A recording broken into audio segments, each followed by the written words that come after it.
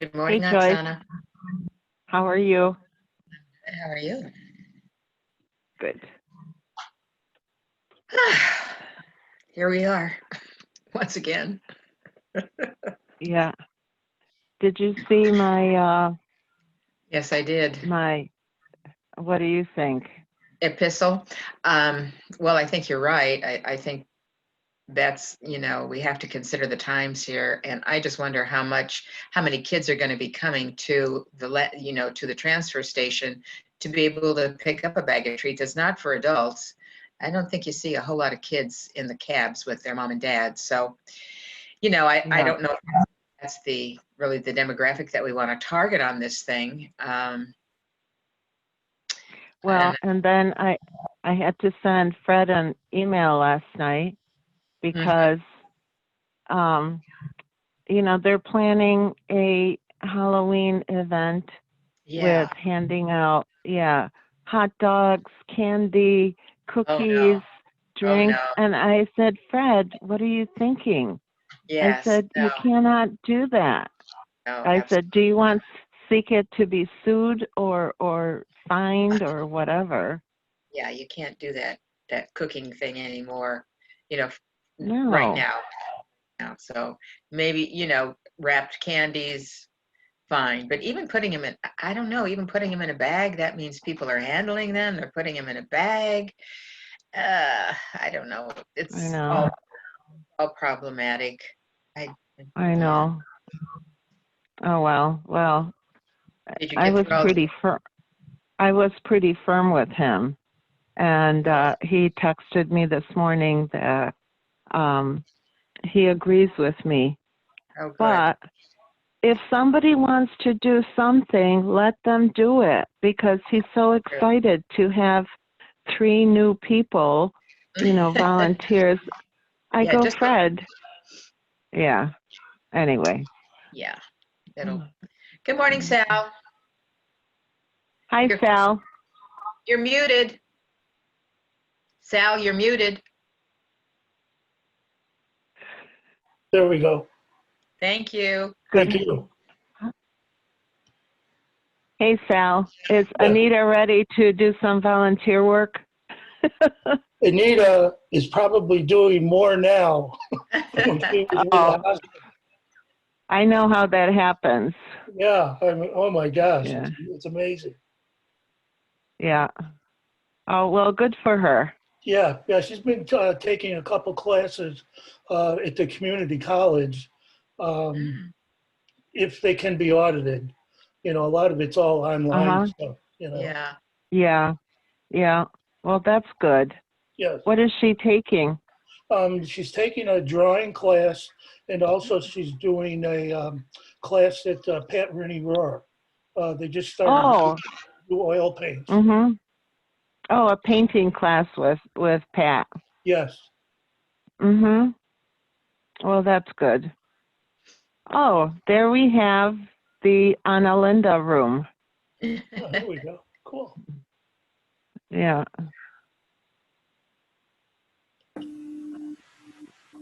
When was the last time we were all together? Gosh. April? Wow. No, I don't. I think it was March, because I think in April we started to. Oh yeah, March, the first Tuesday in March. Wow. Yeah. Hello? Can you guys hear me? Hello? You're very faint. Okay.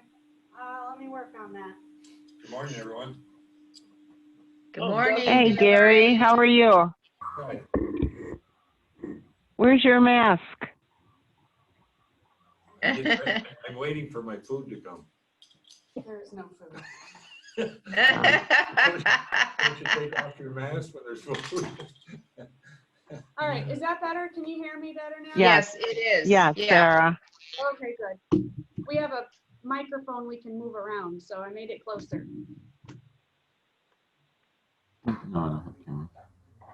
Good morning, Doug. Hi, Doug. Let's see. Is there a microphone? We can hear you. Morning, Pat.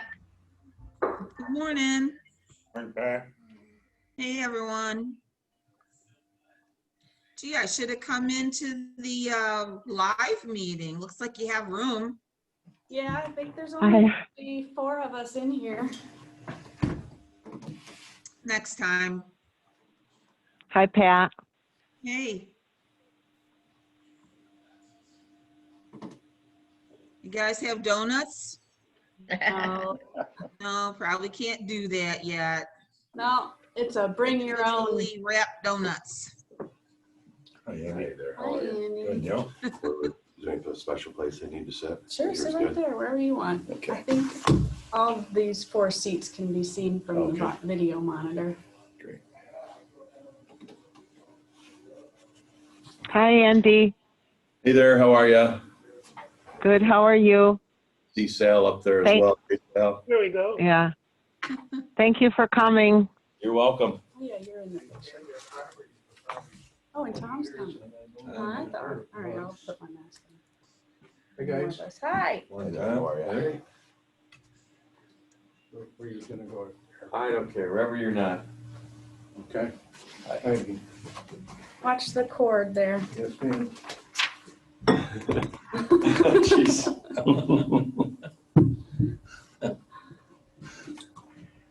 See that you joined the Forest Owners Association. I did. How do you know? Is it listed? Well, it said you were a new member. Oh, I did. You know, I bought some forest. Figured I better get involved. How are you? Stayed busy. Gypsy mouse. That's good. It was terrible. Is it? It was horrible. Well, You could use a just slow loaded day. on all those nest clusters that are. You just had a couple. are eight. Yeah. Seemed like it. Saturday and Sunday, We right? have No, been watching them. Hi, Karen. It's little suffer on Hi, Sunday. Oksana. Rouse again. Hi, Karen. How are you today? I'm good. How's everybody? Good. Good. Good. Good. I'm not sure. I just got out of a 7:30 meeting. Oh, boy. Jeez. What a morning. How you like? All right, Andy, how you been? Did you get that whole Let's edition see. figured out? Can't see. Still working on it. Getting a price together, I guess, next step. Nothing's cheap these days. No. Between that and like getting them to the site, which everybody's out. Oh, I know. It's 9 o'clock. I think we can go ahead and get started. If anyone else trickles in, I'll let them in. Although I don't think I have the waiting room. Everybody was just able to get in, right? Yeah. Yeah. Okay. Where the hell is Doug? He's there. He's right in the middle. Yeah, Oh, he's at home. he's back here, it looks like. Yeah. Well, hi everyone. It's been a little while. It's nice. Good to- morning. I don't know if you can hear me if I have the mask on. We have one guest. Andy Griffith has come. Thank you. To talk about housing. It's nice to see everyone after a while. We've been apart for what, since June? No, July, I feel like it might have when we been last met. No, it was It's been a April, while. March, probably. No. Well, not in person, Oh, but okay. digitally. But anywho, so I have our agenda today, and when we worked on our schedule earlier in the year, when we had to change everything, on the topic for today, we had a parks update, and so I want to just talk about that just for a couple minutes because Sam Pierce has given us a couple paragraphs about what's been going on with parks this summer. And then after that, we'll get into the housing discussion. So bear with me for a moment.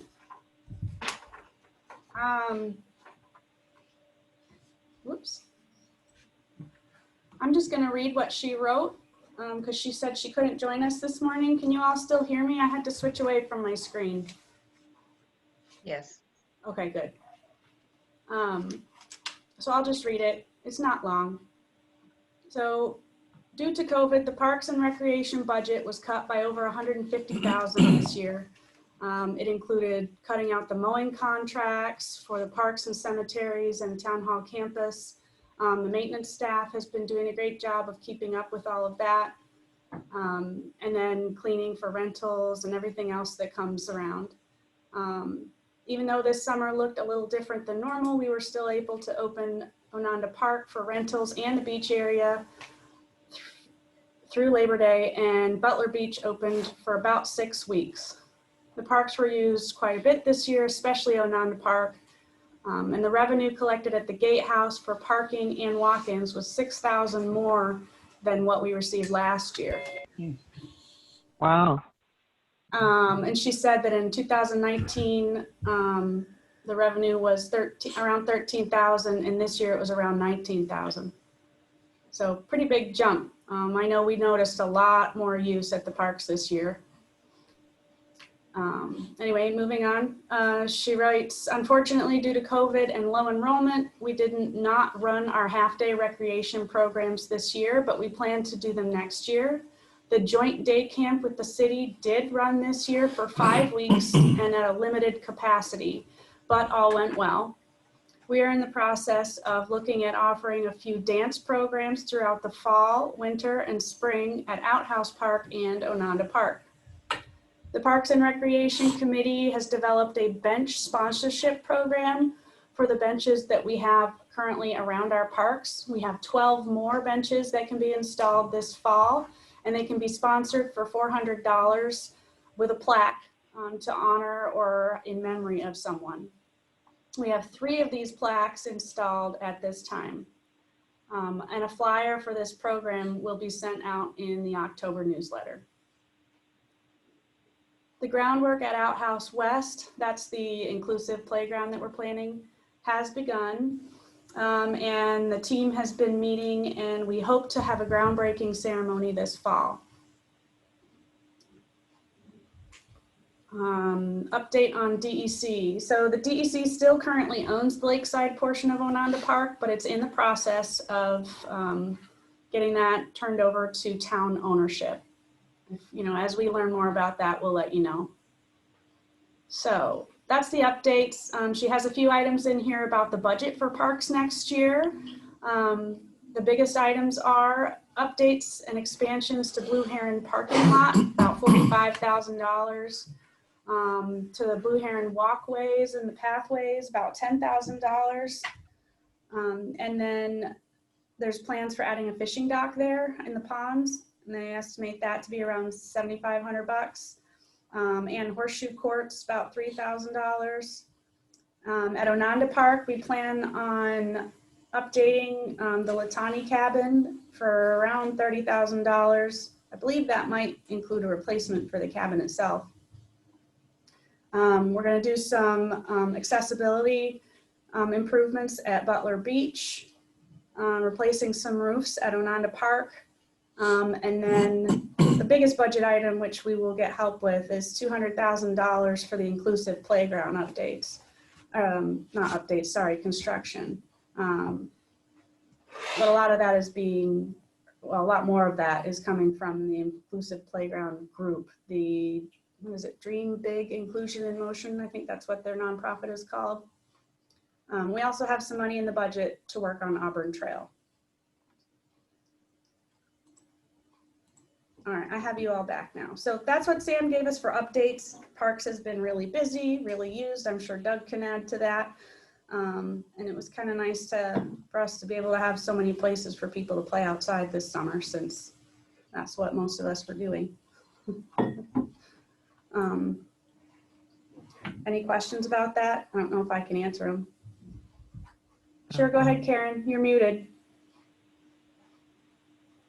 Okay, I occasionally stop at McJanet Park, and McJanet Park is a perfect opportunity for social distancing and being outdoors and having a meal outdoors, except that 2 of the 3 picnic tables have been removed because I know that personally they were rotting away, but they haven't been replaced, and I'm asking the question on whether they are planning to replace them. We haven't had a Parks and Rec meeting, so it's something I haven't been able to bring to that committee. Karen, I can answer that. Can you guys hear me okay? Yes. Yes. Okay. Yeah. So pressure treated lumber has been almost impossible to get all summer long. So we've just recently been able to get some of the pressure treated lumber, so we'll be able to replace those picnic tables. But we also prioritized the picnic tables down at Ononda, just with the limited pressure treated lumber that we could get. But we will be replacing those. I'll just add too, on the 2021 budget, and I'm doing this off the top of my head, those were all small items that I would say in the 2021 budget for parks, but we're slated to spend a whopping $1.2 million in parks for 2021 in the 2021 tentative budget. And that's up from, I mean, it used to be next to nothing. And I think in the 21 budget, tentative budget, you'll see there's, I think last year was 700,000. The year before it was 700,000. A big chunk of that is the inclusive playground, but can't go into a lot of details, but I can tell you that there's also a placeholder in the 21 tentative budget for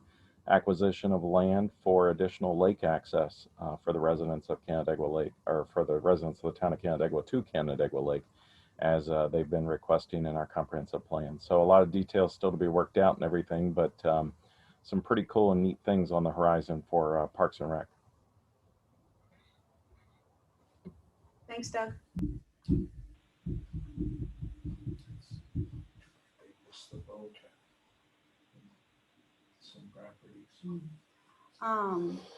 Okay, well, if no one has anything else on parks, we can move into housing.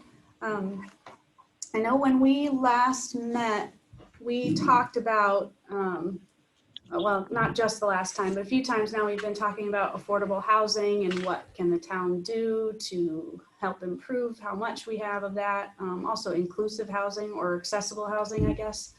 And we had talked about trying to plan some sort of a meeting for housing developers and stakeholders. And, you know, maybe that can still happen this fall. And Oksana reached out to Andy since, you know, you're pretty familiar with it. And so thank you for coming. Oksana and Andy, I don't know if you want to just go ahead and lead into this, if you had anything planned, or if you just want to take questions. I'm not sure how I want to do it, but hoping that today can be kind of a precursor, and maybe we can plan what we want to do next, or who we want to talk to, and what kind of questions we want answers to. Oksana, did you have anything? The floor is yours, Andy, but I wanted to thank Eric for sending all that code stuff, but I think that, you know, we're not ready for any of that yet. And I read over the MRB group, what happened in January, and yeah, there's a lot of work that we need to do, and I'm wondering, is it time to have this meeting with developers, or do we need to kind of button up what exactly and where exactly we are going with this affordable housing? Anybody want to say anything? What do you mean by not ready for that yet? My first question.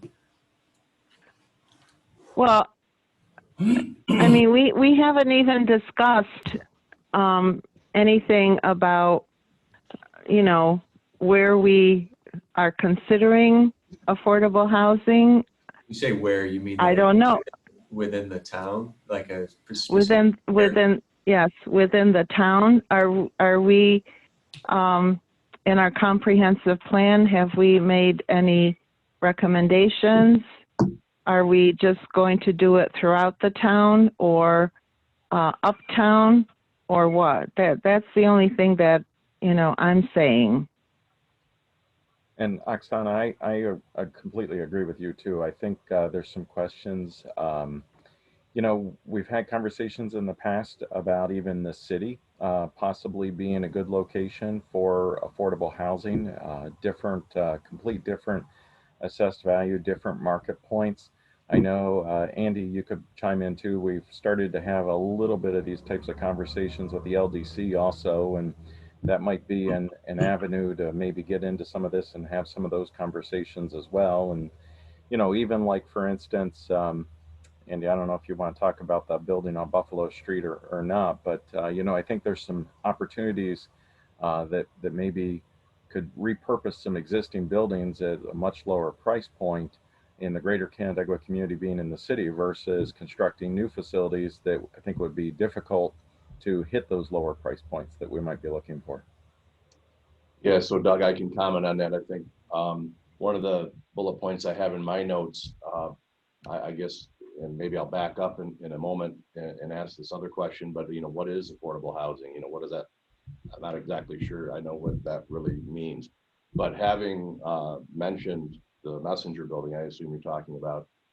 So I have talked to a couple of developers in the Rochester marketplace about that building. And of course, people are concerned today about office space and what's going to happen with office space in the future with COVID and pandemics, things like this, people working from home, which I think a lot of people will continue to work from home. So I reached out yesterday to Kevin Bragg from Chrysanthemum Construction, who built the building. And he said, of course, it was years ago, but that is a steel frame building. So all the walls inside, there's really no supporting walls other than the steel skeleton itself. He said it would be pretty easy from a practical point of view, not talking about money, but pretty easy from a practical point of view to convert that to residential, keeping in mind that the first level would require a significant amount of, we'll call it excavation, if you will, with drain lines and plumbing and things like that in the concrete slab. But other than that, it would be an easy building to convert. I think one of the things that we will have to consider here as we move into identifying particular areas or properties is the not-for-profit sphere. And I know that we've had other developers in that area, Pathstone, Conifer.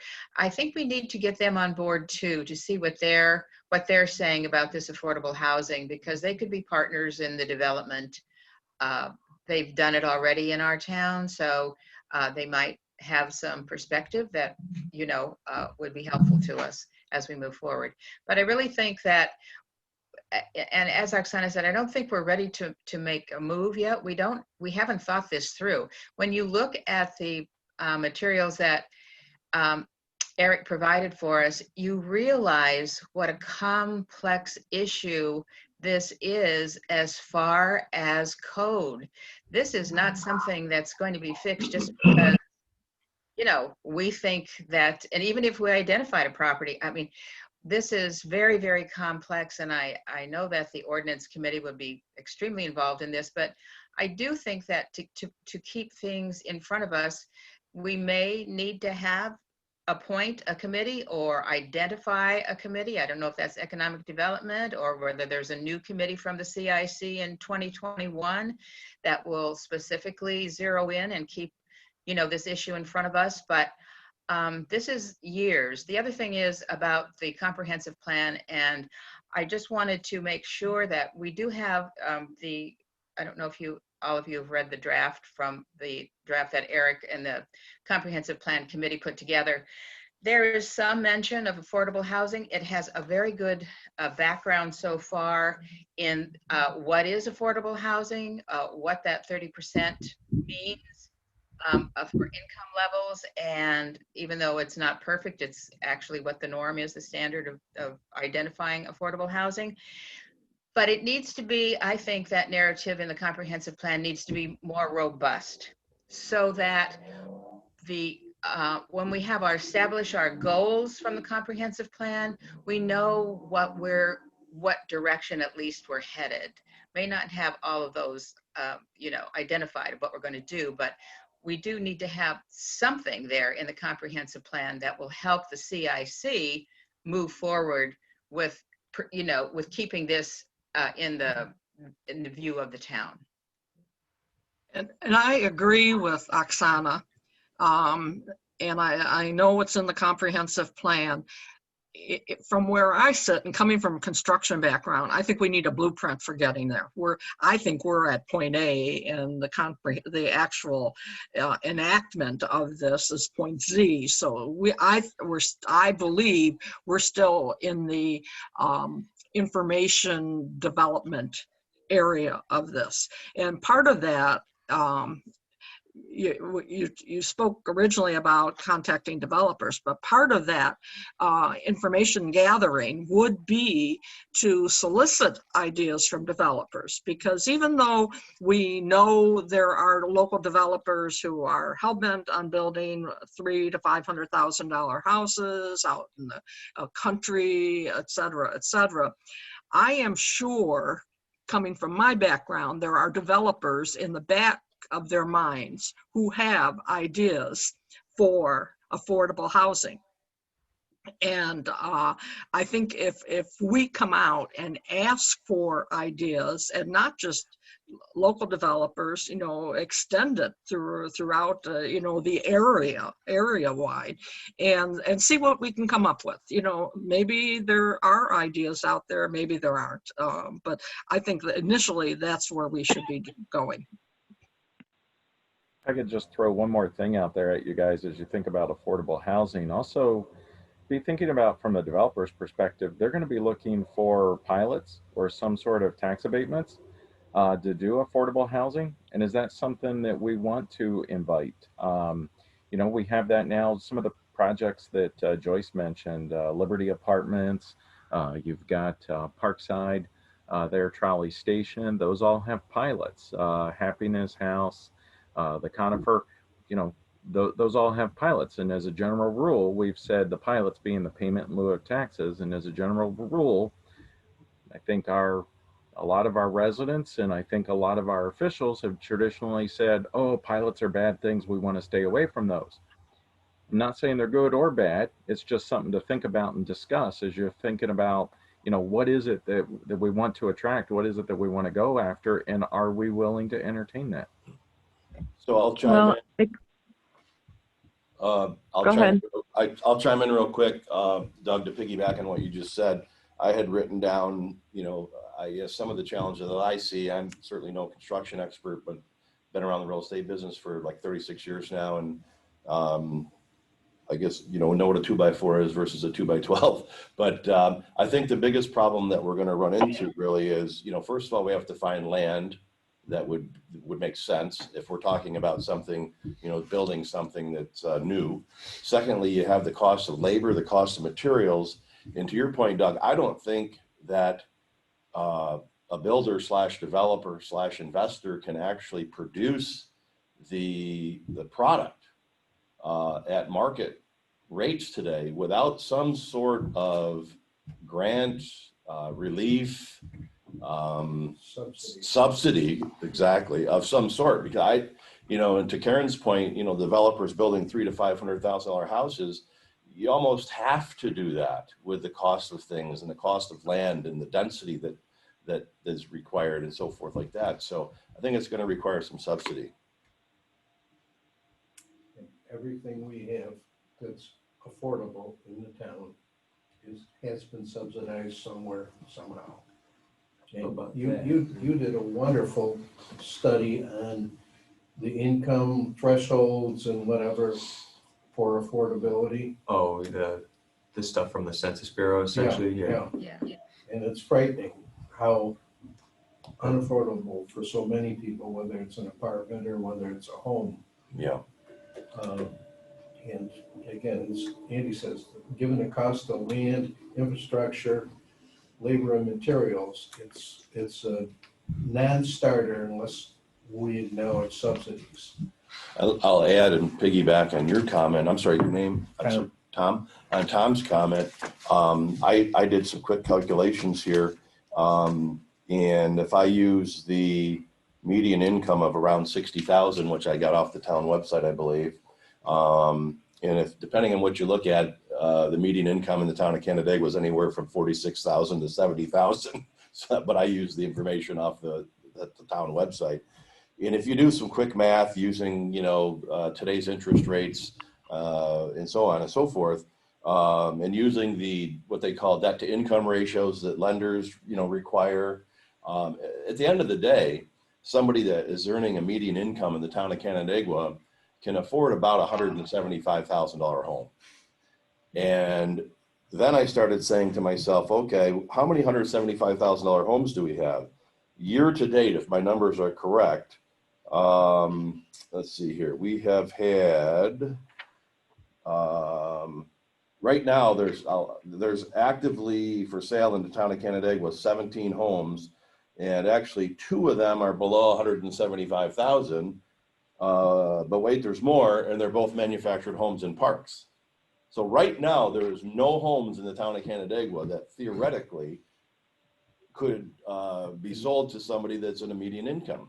And that's a teacher, a fireman, these are the people that we need in our communities. And we've all seen other communities where folks that work there can't afford to live there. And that's sort of what's happening. Yeah, I mean, this is not Hilton Head, but it's the same dilemma. Yeah. Well, I don't know if anybody saw it or not. It was in the paper. Maybe you saw it, Andy, in the Saturday paper where real estate comes out, information. And it had an article on about Iowa affordable housing program struggles. And they tried a program where the prison was involved in building a house. They wanted to build it for $120,000. By the time they got all done, they were at $190,000.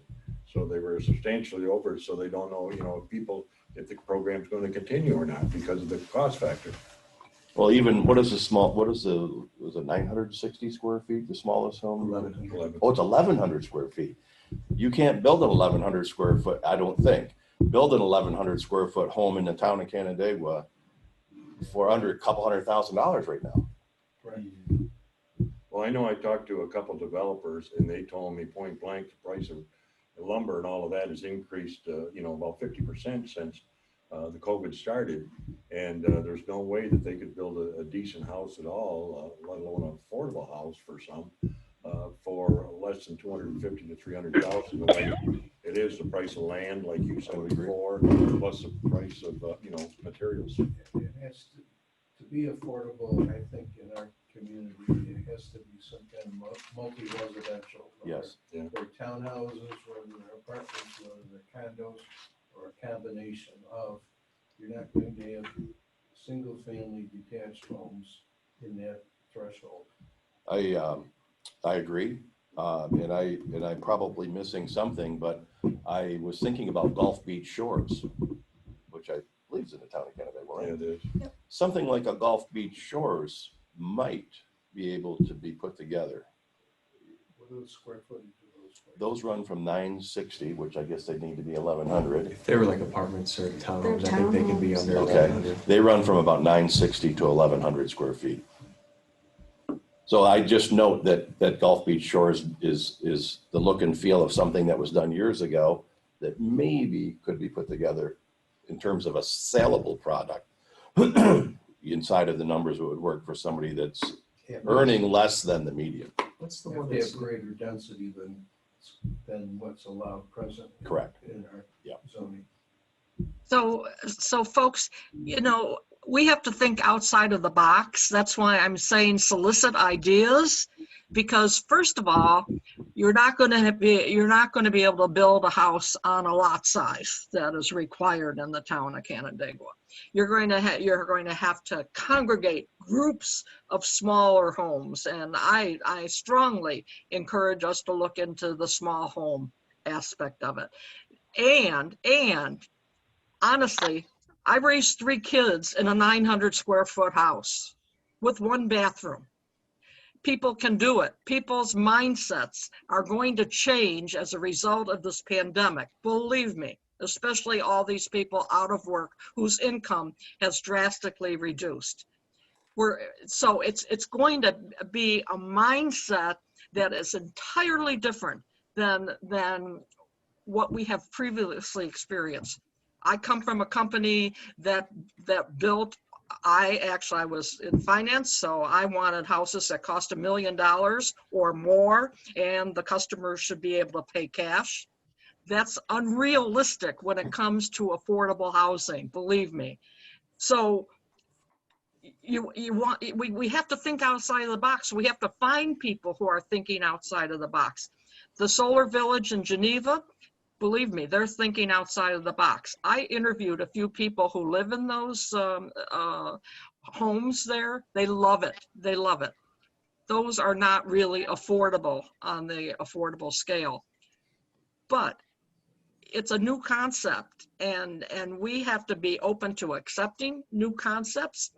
And what Doug said about pilots, I believe that the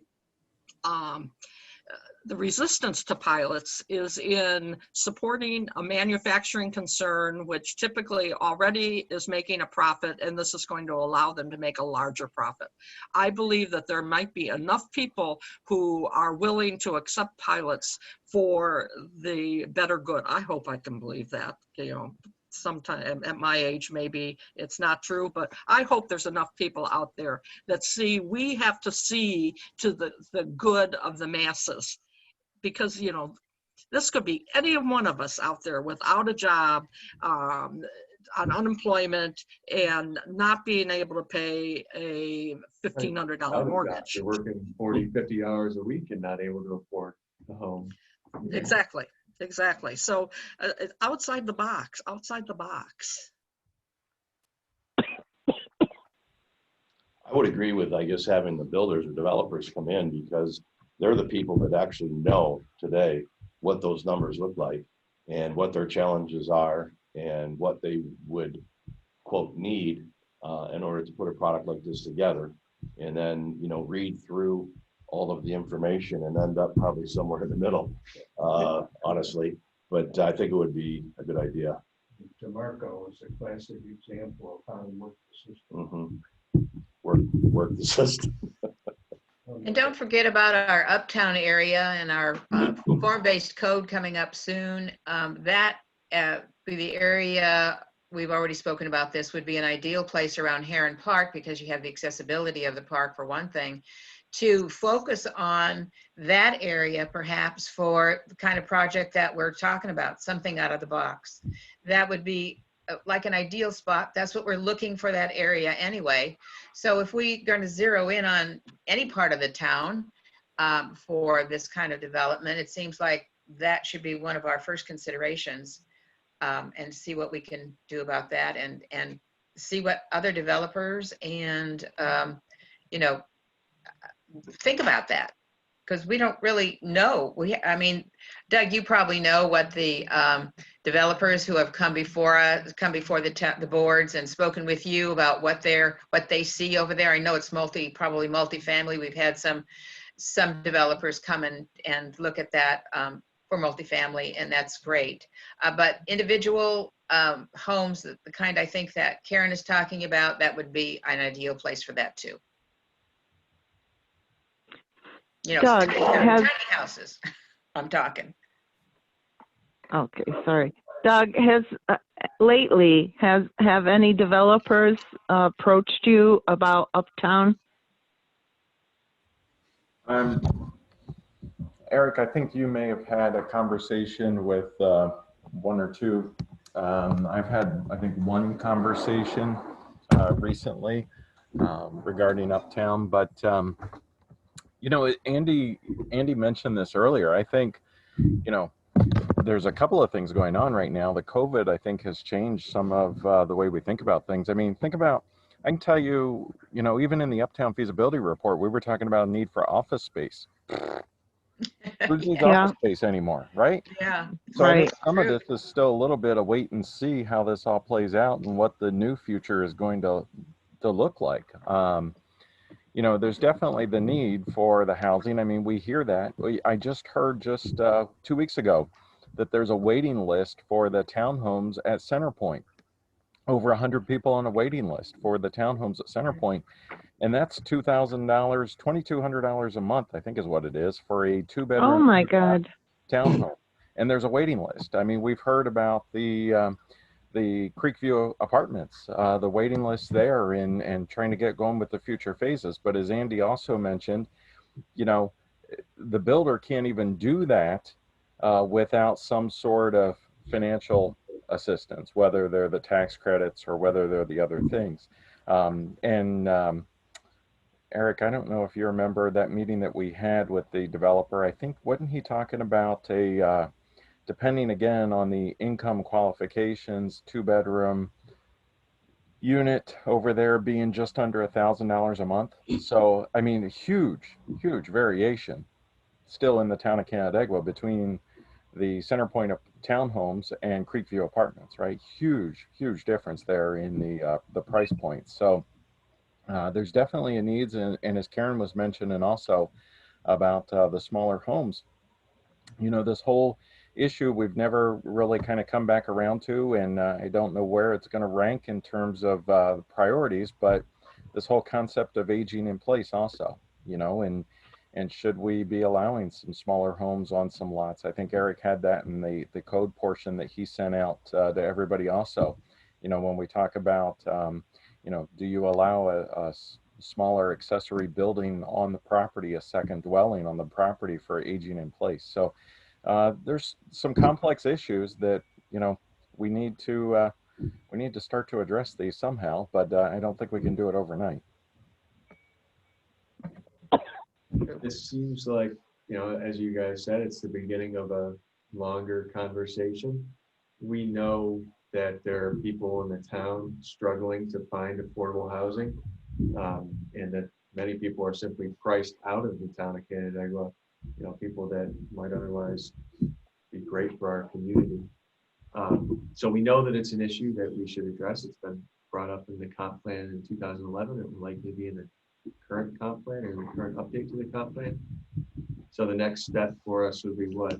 Trying to establish sort of the existing conditions to say what are the constraints on affordable housing. It'll come from talking to developers. I imagine that they'll say there's building code requirements that have just increased the cost of housing. It's certainly true, both at the local and the state level. It's going to be market forces, just the demand for housing going up and the demand for the price of housing going up, as well as the materials to build housing. But I guess it'll start with bringing in developers to see from the people who actually build this stuff, you know, why it costs that much. And then also realtors to say, you know, maybe it's not the physical cost of production, but rather the financial aspect that's raising the price of housing. And then further, what can the town do about those things? When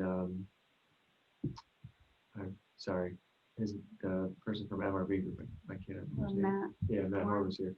He said, you know, you can't change the market, which is true. You can't change the market, but your rules play within that, and you can find some wiggle room in there. I hope that we can make changes to allow some smaller dwelling units, smaller lots, maybe accessory dwelling units, different housing types that are generally more affordable. They are things that people are looking for in the market now, although they're generally not available in the town of Canandaigua, and even many times in the city of Canandaigua. We should be open to these types of things. And in terms of the Parkside area, there's around 100 acres of land that's available right now there with 3 different owners.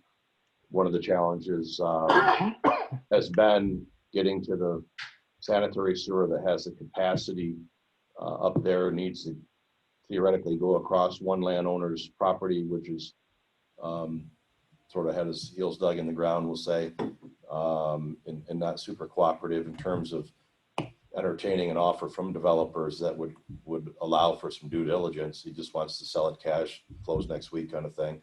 I have 50 acres for sale up there right now for Dale Stell.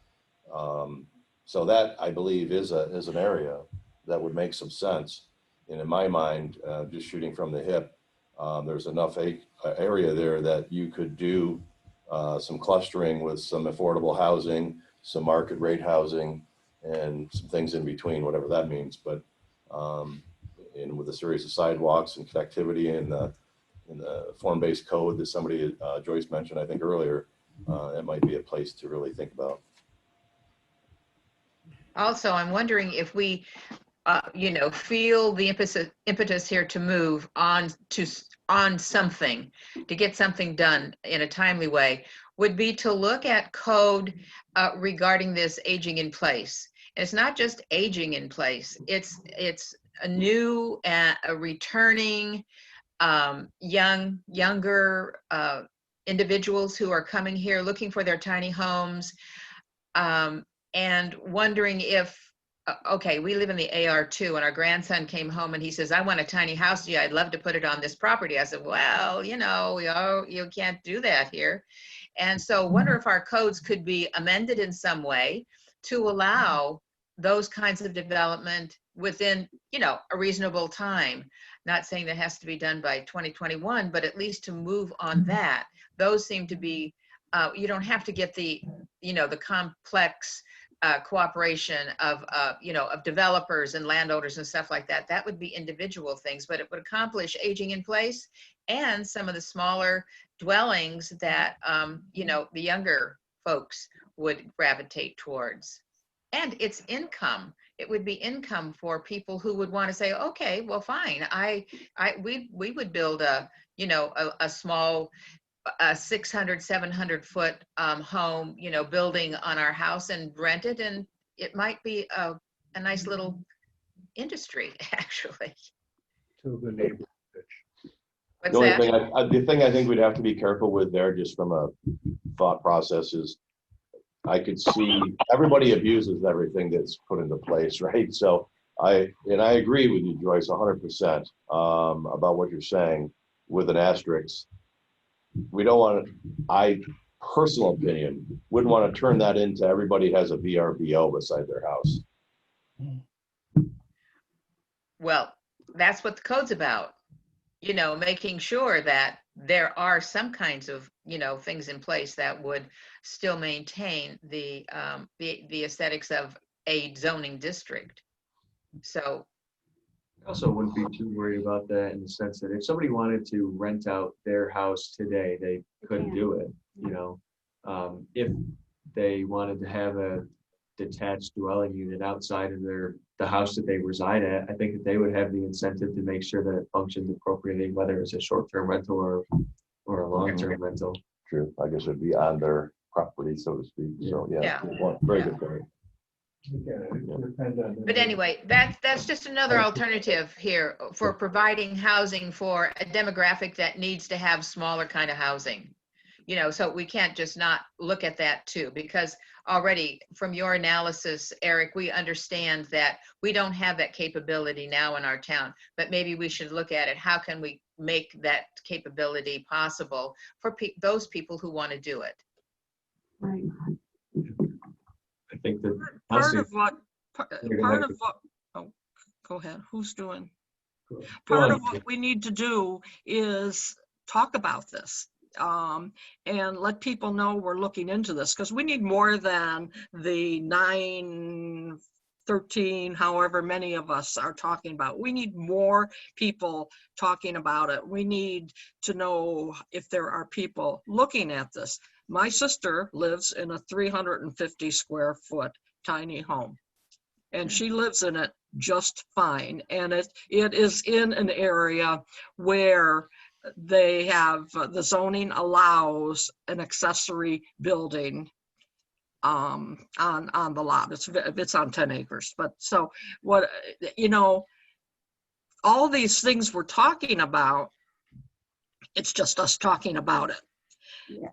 350 square feet. I have a grandson who would love to be able to live in a 350 square foot house, right? And I'm sure there are many young people who are starting out that can do this. I have a granddaughter and her husband live in a 450 square foot apartment in New York City and pay an astronomical sum for it. Think of what that could be here in Canandaigua. I think we need to solicit information from more than just us and developer. I still think we need to talk to developers, but perhaps an article about tiny homes and affordable housing in the newsletter might be an appropriate approach. Oh, that's a great idea, Karen. I'm not writing an article. No. Why not? All right. And just to kind of piggyback off of what Karen said, we have talked about this, and I listened to what we're all saying. We've all said all of this before, multiple times. So I think it is time that we do something. So that's my next question. What do we want to do? Do we want to plan a meeting with stakeholders? Do we want to plan some sort of a Zoom meeting or whatever? Do we want to try and send out some sort of a letter or a survey to the stakeholders or developers? How do we want to do this? We should plan something and do it. Have we done anything about rezoning uptown?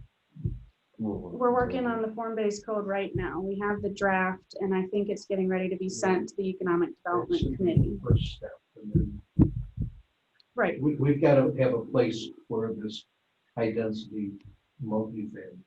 Right. But, you know, like we've talked about, and Karen's right, you know, we all have talked about this multiple times. We need to talk to people like Andy and the other developers more. And I don't know what the best way to do that is, but I do think that we should do it, you know. So that's what I'm saying is, how do we want to do this? Do we want to have a meeting like this in Zoom, or do we want to just reach out to them individually by mail or survey? Or I'm not sure what the best way to do it. I know some of you know these people. Does anyone else have thoughts? I think number one, we can identify who they are. Yeah. Number one, identify who we are. And I'm leaning toward, I haven't given any thought, just like 5 seconds worth. I'm leaning toward starting with a conversation individually with, I mean, I don't think it's going to be 25 different developers. I think it's going to be a small handful, honestly. Yeah. And I don't know for sure, but I believe it might be 3 or 4. Maybe an individual conversation with those people versus bringing them all in a room. I don't know Doesn't the look the same dynamics of developers, but I can tell you the dynamics from real estate brokers, which I don't happen to subscribe to this, but everybody thinks they're going to let out a secret. It's like, whatever, there's no secrets. But I think maybe a conversation with the 3 or 4 parties might be a start individually. I agree with Andy, what you're saying on there. And I think another component has to be money. You know, we've talked about pilots and things like that. We have to let them know if that is a probability of being available to them. I guess that's kind of something we need to figure out for ourselves. Well, again, I think of the DeMarco project. These guys know the angles. We don't know the angles they know. Sort of, they got kind of screwed over by New York State because the rules changed In the middle on of them the after they got development. approval.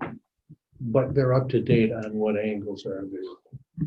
The other thing that you guys just throw out there, and I don't know, Andy, I couldn't quite tell if you mentioned it or not, just because I was having a little bit of trouble hearing, but the LDC is just finishing up a market study of the greater Canandaigua community right now. And I believe that there's a section on housing as well as commercial and a variety of other things. We might want to just hold tight for another 30 or 60 days and get that market study and review that, and then see what that could mean for the town of Canandaigua. Good idea. That's true.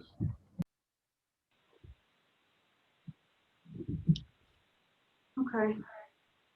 But I still think we should do something in the middle or in the interim. And I like the idea of the market study. Would any of you be willing to have a conversation just to kind of get a feel I'll reach out to a couple people. with the players? And then Well, do we have any developers in mind that we could have a private conversation? Well, we just had a conversation with one of our developers about 2 or 3 weeks ago, and first thing out of his mouth was pilot. Yeah. Ah, And What that area one was of he our looking? biggest developers. So What area was he looking? Or that wasn't in the picture? County Okay. Road 10. Ah, County Road 10. Ah. oh, damn where you the all. racetrack is. Yeah, Hey, right. You guys, can I chime in a minute? Yes, please. So Eric or Doug, Anthony and Rocco have a kind of an idea for maybe a pilot for a tiny home area in that Thomas Road area, a possibility. Would one of you be willing to chat with them about that possibility? Eric, maybe, could I have one of them call you? Oh, I talk to Rocco every day. You can add it to our daily Well, okay, conversation. we'll add it to maybe today's list of chit chats. Yeah. Or you could call Anthony. One of the guys will talk to you. They're just very interested, I think, in the Okay. possibility of doing something. That's all. Okay. What happened to Kevin Bragg on Tom's mobile site? Didn't you want to go 6 stories? Not sure. I'm not aware of anything like that. I know there's a roadblock with like the parking requirements and they would need a variance for that. That was Was kind of the last Chrysanthemum time. interested? Yeah, I didn't know that. Okay. They walk away from it? I don't know what happened after that. I'm not sure. But that was the last year. You need the density. We've got about 10 minutes before 10 o'clock. So when I was looking at our schedule, it actually said that in October, our next meeting, that we should talk about affordable housing. Maybe we can come up with a list of the people that we eventually want to talk to by then. Andy, maybe you can help fill the list. I really don't honestly have a good feel for that other than DeMarco, which has been mentioned. But DeMarco, I mean, again, I don't know the inner workings of how the town, works exactly. But to me, DeMarco would be the perfect conversation. They know the deal. They've developed in Canandaigua. They're trying to develop more in Canandaigua. And, you would say to them, what would it take for you to consider some additional opportunity, in our town? And where do you think that might be? And what would have to happen? And to me, that might be a first phone call. Chrysanthemum. Yeah, I would talk to Chris Iverson. He's the guy with the he's a pretty innovative person. So Chris would be another great person to talk to. And I think the other one that you want to talk to is Conifer. I mean, they did the Brookside Apartments, and they've been active. I know they're active in other areas, not in this area, but other areas. So that would be another, I think, consultation you might want to have and see what. We're identifying everybody today. I would also say that it would be good to talk to, I think Joyce, you mentioned earlier, like Pat Stone and some of the other more affordable housing providers, because I sat in on their Ontario Housing Consortium, and they do have a pretty broad group of people working on housing issues. And, they also, Pat Stone has a program for helping home buyers and, kind of guiding them through the financing process. I think they'll have a good feel for, what issues people are running to. Maybe we could have them come and talk to us about these issues. It seems like they've got their finger on the pulse of what's happening in that regard. They might be able to give us some good information about, the market and about conditions. I think that they'd probably be happy to. Pat Stone. Yeah, Pat Stone, and then there's a whole group of people there between, they work with. Is it like Providence involved in that? There's Pat Stone is like the one group, and they get grants for helping people find homes and whatnot. And then there's at the Housing Consortium, they also had groups from the different government groups, like the VA might have been there. There's a group representing like rental owners. It's a pretty broad group of people that work with various housing issues. Is this the one in Geneva, the housing, whatever they call it, in Geneva? They had that in Geneva a couple years ago, and then earlier this year, Pat Stone is in. It's actually in the Uptown area, in that office space development across from Tom Walls. That's where I met with them. Oh, they're in Parkside Greens. Yeah. Okay. What's going to be going into the LISC? Is there any type of housing going in there? Well, there was. I think the city was planning. I think they had site plans and everything for that. There's a tremendous amount of work that's been there, but I don't know who's actually doing that. Oh, gosh. No, I I don't. can't, but that's market, was- was market. Yeah, it's all housing in there. I don't think there's Yeah. any mixed use or whatnot. So all 3 of those buildings that they're working on right now are gonna be housing, is my understanding. And yeah, market rate. Okay, so let me ask the question. Do we want to invite Pastone to come and talk to us at our October meeting, or do we want to push this out until we can wait for that market study to get back? Or do we want to change the topic? Because I know we are all passionate about this, but until we have someone else come talk to us or we can make a move forward, we probably don't need to have another meeting talking about housing, and then, because we'll all just say the same thing. Until we have something we can do about it. When do we? So Sarah, since we have a list of all these different developers, Yeah. instead of waiting for the market study, let's do our own research right now. Could we maybe have a CIC meeting every week with one of the developers? I mean, it just would take an hour. And by the time that market study comes out, you know, we would have more information.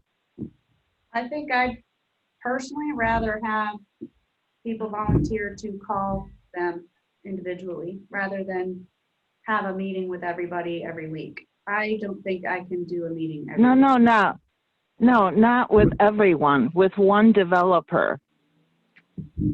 I know I can't have a CIC meeting every week myself. Okay.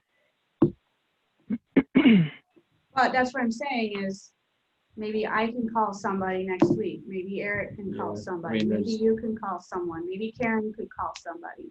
If we each, I think we might want to coordinate kind of what information we're looking for. maybe that's what we can do. We can come up with what questions would we want answered, or what would we ask them for. And, you know, we could each take a group or a person and call and ask those questions. Now, they may come up with questions to ask us too, but, and then maybe we could bring that back to the October meeting, and then maybe Pastone could talk to us at that meeting. I don't know. What does everybody think about that? I think it's a good idea. I More especially think, workable.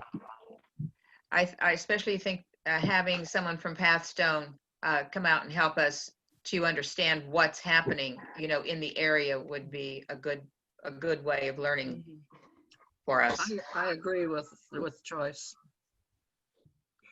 So I can reach out to the people I know at Pathstone and see if they're interested, and see if any of their other larger group wants to come too. Okay. Or join in on Zoom, I assume. Yeah. Oh yeah, and on that note, I want to keep offering the Zooms for the foreseeable future.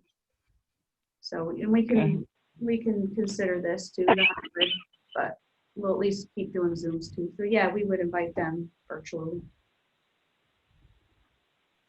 Okay. So are you talking for the next meeting? Yeah, I think so. Okay. Which is not that far away. October 6th. Yeah, right. So that's 3 weeks. Yeah. There's an extra Tuesday this month.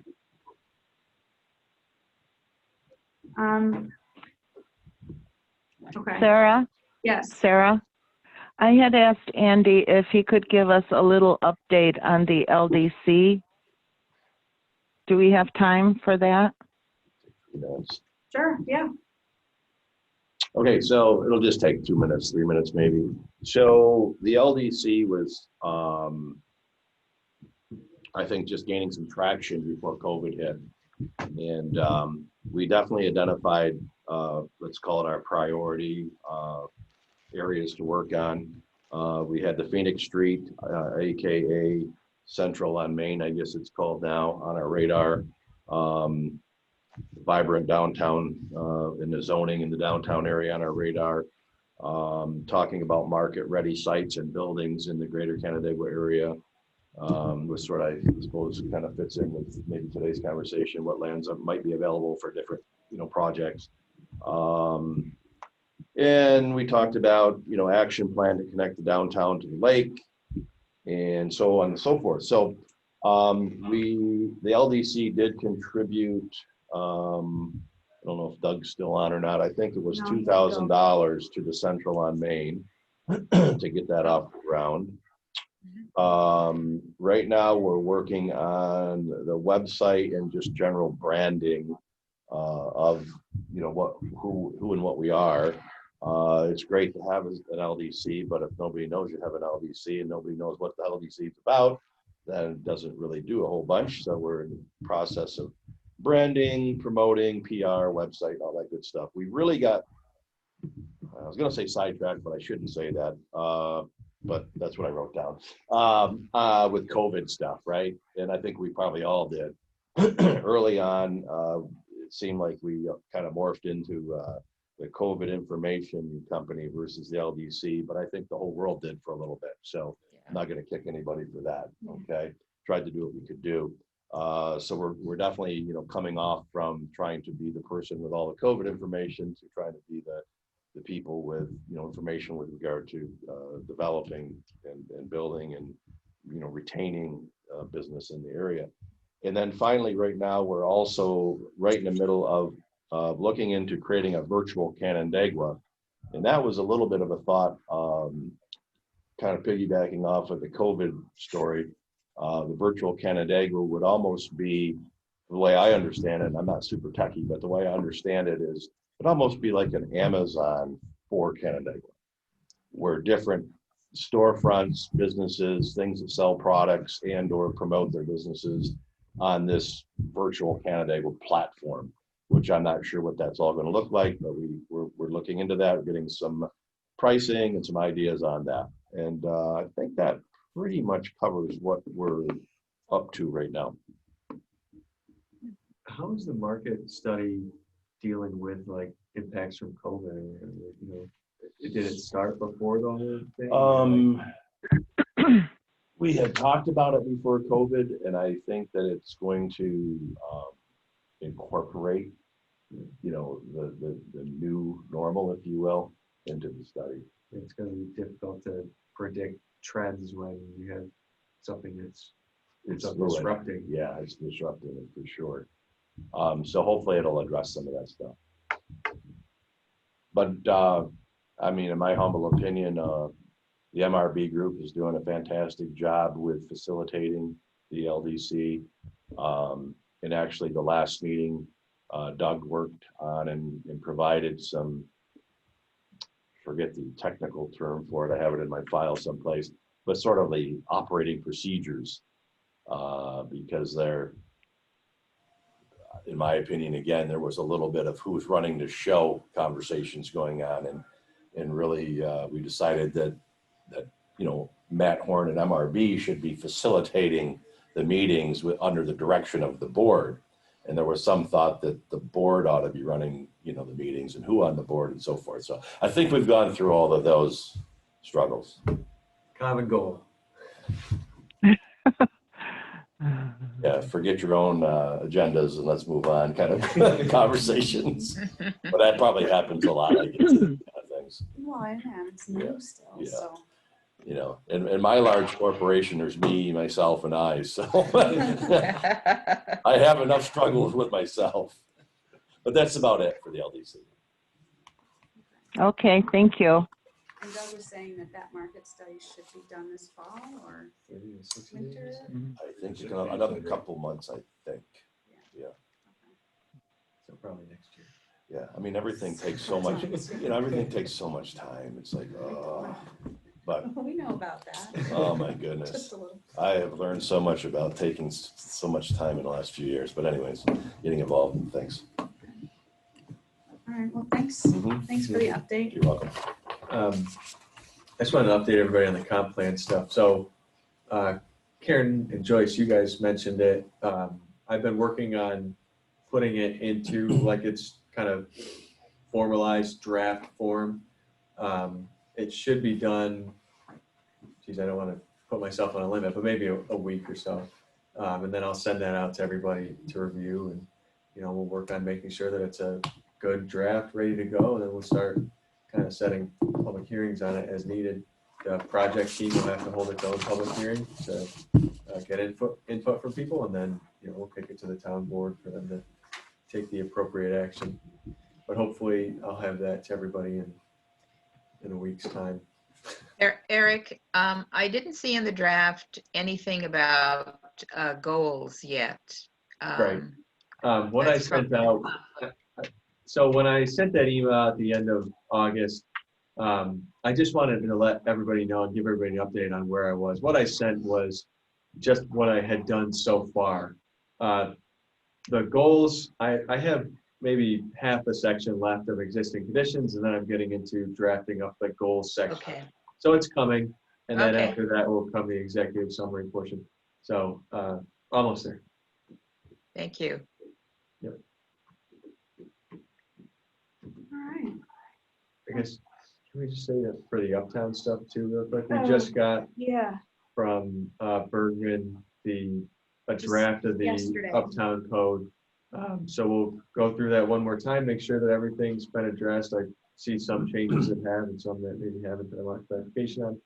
But hopefully we can set something for the economic development committee to Yeah, look the at it. Economic Development Committee will take a look at it first. But yeah, I mean, it'll be sent out to all the other groups soon too. Right, right. Oksana, you got that email too, right? When? I think it was just yesterday, or was it Yeah, this it must have morning? been yesterday or late last week or this weekend or something like that. I don't know, it was recent. Oh. From Bergman. They just sent us their draft of the form-based code, their revised draft from what comments we gave them. I don't think I received it, Okay. unless I just, skipped over it. I thought I don't check my email every single day anymore. Lucky. Well, at any rate, it looks like we're getting close, and the committee will, Oh, okay. your committee will probably, we can start talking about planning a meeting so they can take a look at it together. Talk about timelines. I thought we were supposed to have this one done in July. No, it's not. Sarah, could you forward that email to me? Yeah. Okay. In an unrelated, I'll throw this out because Bergman's name just came up. So I was on the selection committee for the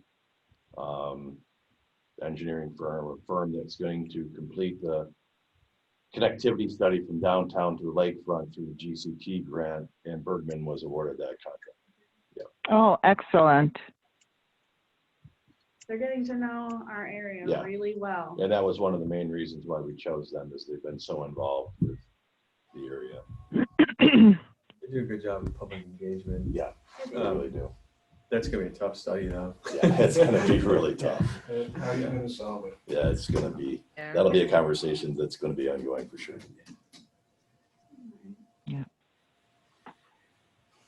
Okay. So I've got some stuff figured out for our meeting for next month. So yeah, October 6th, hopefully we can get that group to come and talk to us, and maybe a few conversations will have happened in the background before then. And then probably that second meeting in October or November, we're gonna need to establish our goals for next year, which I know one of them will be housing. And I think maybe a project team for that is not a bad idea. Get a few people and they can focus on it and bring stuff back. On the effort of time, unless someone's got anything big that they want to share from one of the groups, we could probably just wrap up. That's good. Okay. Thank you, Andy. Oh, you're very welcome. Thank you. All right, thanks, everyone. See you soon. Yeah. Bye. Yeah. Bye. Bye. Aye. Bye. What's the average